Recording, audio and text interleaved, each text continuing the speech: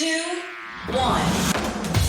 7 things you probably didn't know you need to know. I'm Jamie East, and this is the Standout 7. This week, we've seen dramatic leaks in the Pandora Papers that implicated world leaders in offshore dealings. Boris and the Tory Party took over Manchester for the Tory Conference and some nightclub dancing from Michael Gove. And we've got Britain's hottest chef, Beckham, cooking up delights on American TV.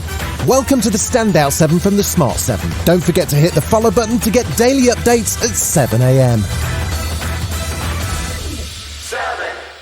The BBC's Panorama programme published more details on Monday night of the financial leak known as the Pandora Papers. The almost 12 million files detail the complicated offshore manoeuvrings of current and former political leaders and million and billionaire business people. Several Tory donors were in the spotlight, including Lyubov Chanukin, the wife of a former Russian minister whose wealth comes from her husband.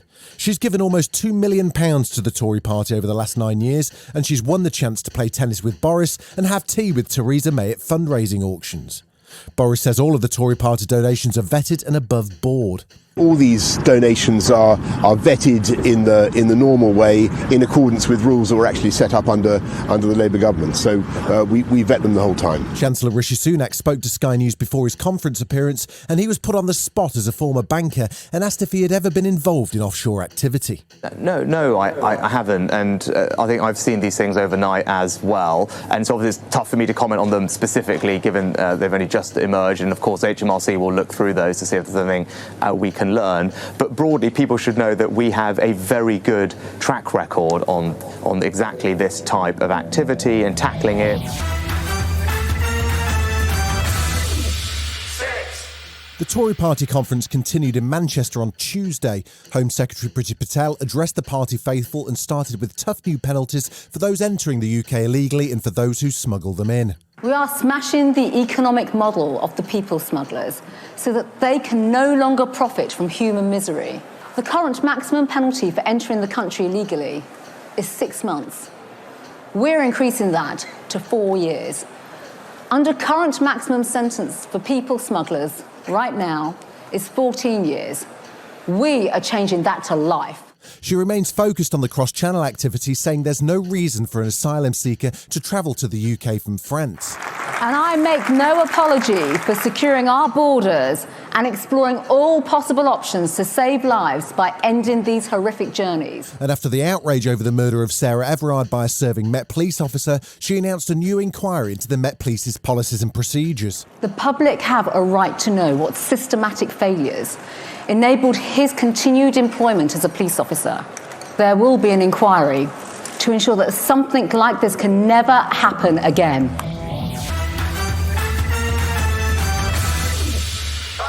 Wednesday saw the Tory Party Conference wrap up in Manchester with Prime Minister Boris Johnson taking to the stage for his party leader speech.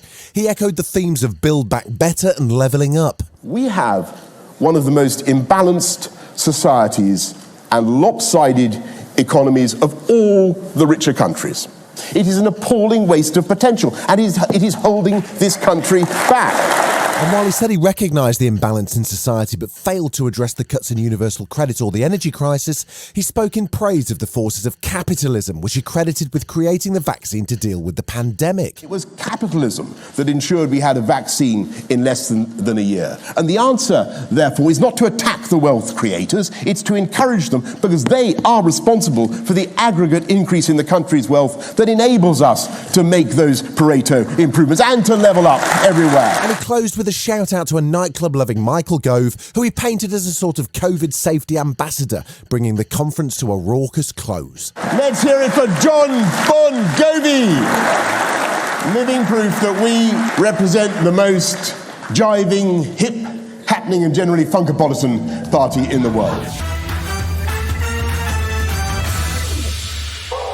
It was really good news for those hoping to get away from the energy, fuel and supply chain crises, as the government published a big update to the travel lists on Thursday, which removed 47 countries from the red list, including South Africa, Brazil, Mexico and Thailand. It's obviously a major step forward for travel and for people wanting to travel and for the travel sector. We know with coronavirus that things can change, but I do also think that at this stage with so many people fully vaccinated, both here at home but also now abroad, that things have settled down a lot, and that's why this is a major step forward today. There's also a switch in terms of the testing required. Instead of an expensive PCR test, now all you have to do is provide a photo of a negative lateral flow test on your return. However, there is concern that this may mean the government won't be able to track any new variants. We will still want to have that check-in of a lateral flow test, but of course if that turns out to be positive, people will be able to immediately take a PCR test, and they'll be able to do that through the NHS in the normal way as well, and so it will be pretty quick and convenient. Still to come on the Standout 7 from the Smart 7, the Facebook whistleblower testifies and Brooklyn Beckham shows America how to cook like a Brit. Right after this. You're listening to the Smart 7. If you're enjoying it, you might also like the Smart 7 Ireland edition. Just search and follow us on your favourite podcast platform.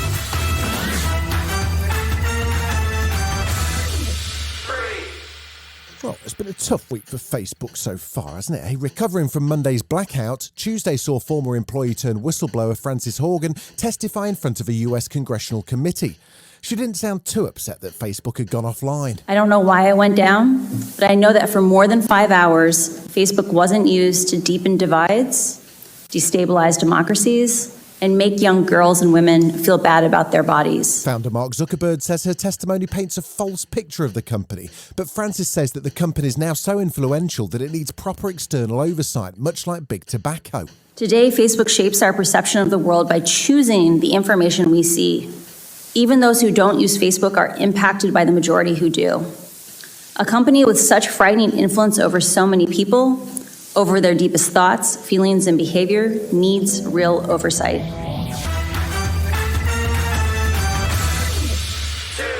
There was a major historical moment on Wednesday for Africa as the World Health Organization announced that following successful pilot programs, they're now recommending the rollout of the world's first malaria vaccine.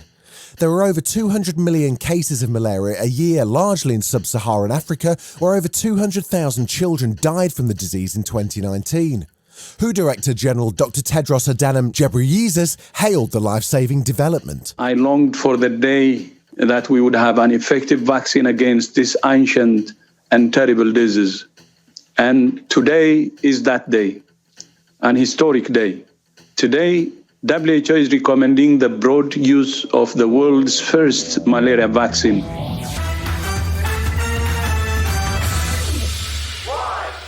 Now, it's easy to mock American food, weird bacon, giant portions, whatever candy corn is, but it's a real moment of national pride when one of Britain's finest, Brooklyn Beckham, one-time wildlife photographer and now Britain's hottest chef, apparently, took centre stage on the Today Show.